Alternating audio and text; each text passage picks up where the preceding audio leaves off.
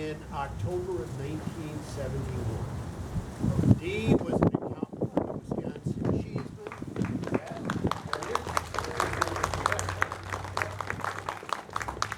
Dee was an accountant for the Wisconsin Cheeseman and was involved in the accounting for the Colonial Club.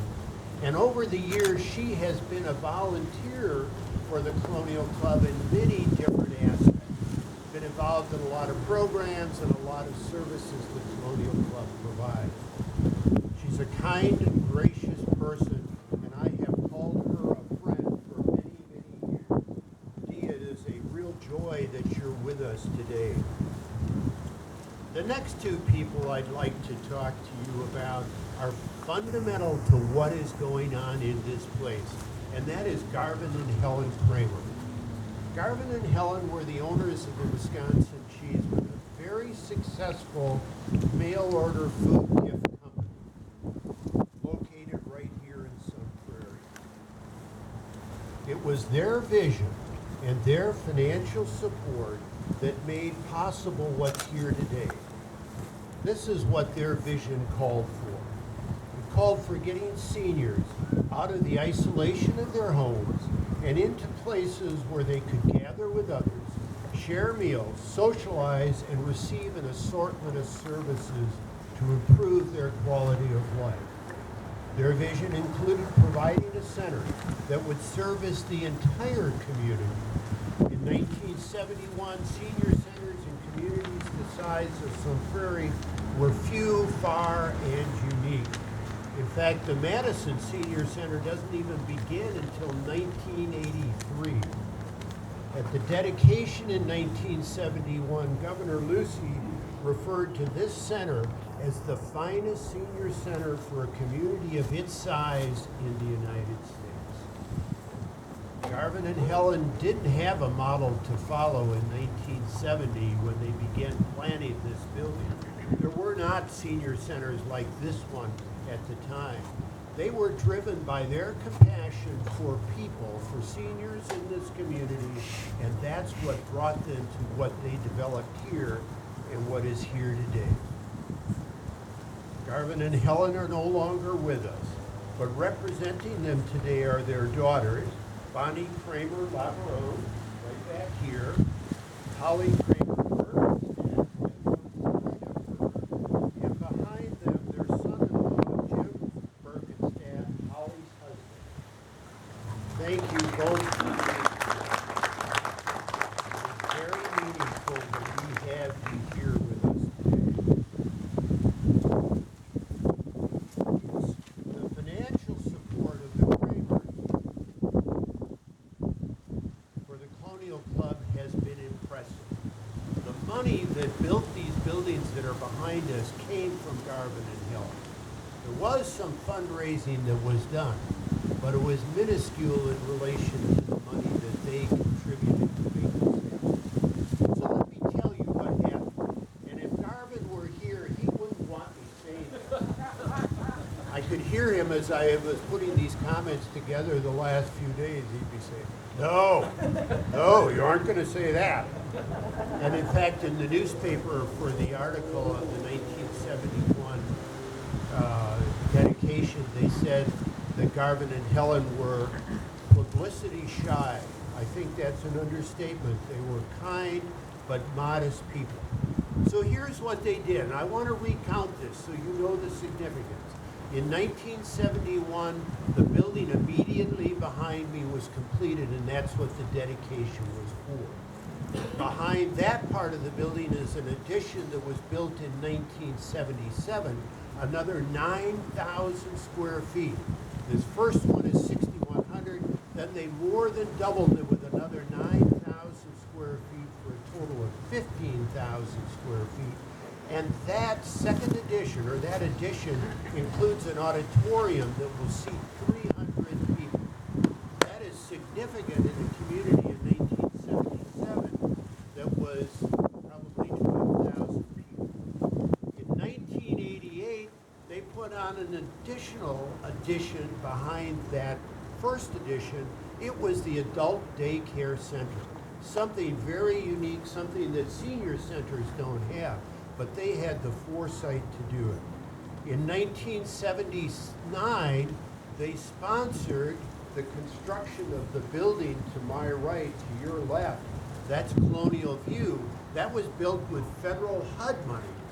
But the ball got rolling because of Garvin and Helen Kramer. And those of us working for the company were involved in making that happen. We were pushing the ball at Garvin's direction. And then finally in 1986, on the other side of Chase Boulevard, across from you, is a 3-story building. It was originally named Aurora Lodge in honor of Garvin's mother, Aurora. And I forgot to tell you that in 1974, the company began the construction of 78 apartments that are along Chase Boulevard. Now in 1978 or 1974, nobody was thinking of senior housing. That wasn't an issue, any more than senior centers were an issue. Yet they had the vision to see that and the determination and the wherewithal to make that happen as they did. As Mayor Ted Chase said at the dedication 50 years ago, as a lifelong resident of Sun Prairie, I say the opening of this Colonial Club is one of its finest moments. We can all be glad that Garvin and Helen Kramer decided to make Sun Prairie their adopted home. Garvin and Helen were amazing people. The fourth person I want to tell you about is also no longer with us. That's Jim Sykes. Jim was here when we did the 40th anniversary of the dedication and spoke that day, but he passed away a couple of years ago. Jim worked for the Wisconsin Cheeseman as the Director of Public Services. Today we might think of him as a community activist. He was smart, driven, focused, and determined to accomplish what he set out to do. He is the person that turned Garvin and Helen's vision into reality. Garvin and Helen had the vision for what's here. Jim brought it to life. What you see around us today would not be here without Jim's drive and focus and ability to make all the others of us get it done. Jim was a solid individual and somebody whose fingerprints are still all over this neighborhood. Now I want to change back to Mayor again with my concluding comment. And I want to share something with you that comes from the first annual report that the Colonial Club shared with the community in September of 1970. And this is clearly written by Jim Sykes if you want to know the tone of what he says. It is too early to predict what the future of the Colonial Club will be, but it is not too early to assess our present strength. We have an alert and active membership, competent staff, an image in the community of responsibility and strength, a balanced program, and most important, a great and able board and advisory committee. But we have only just begun. The promise of our new home is taking shape as the foundations are being laid. The fulfillment of that promise will not be in concrete, but in the commitment of all of us to the future effectiveness of the Colonial Club. Now, 50 years later, we know the answer to that question. The club is strong and is fulfilling its mission of serving the needs of the community. And the reason for that success is what they identified over 50 years ago. That success is based on an alert and active membership, a competent staff, an image of community responsibility and strength, a balanced program, and most important, an able board and advisory committee. I want to say, on behalf of the City Council and myself, to the Colonial Club Board of Directors, to its president, Kathy Forrest, to its staff and leadership, and to all the members of the club in this community, the city will continue to stand by you and support you as you move into the future of providing for the needs of senior citizens in our community. It has been our honor and our pleasure to have come with you all these years, and we will will continue to be there for you.